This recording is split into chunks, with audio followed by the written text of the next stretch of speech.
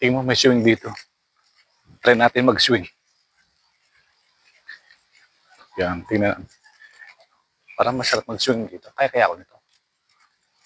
90 kilos. Whoo!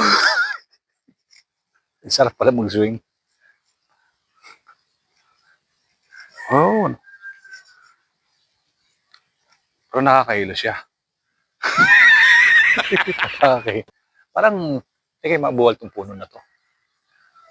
Parang,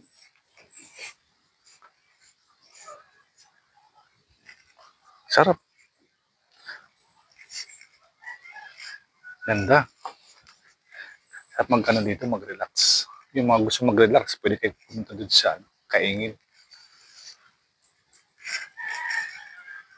Ganda dito.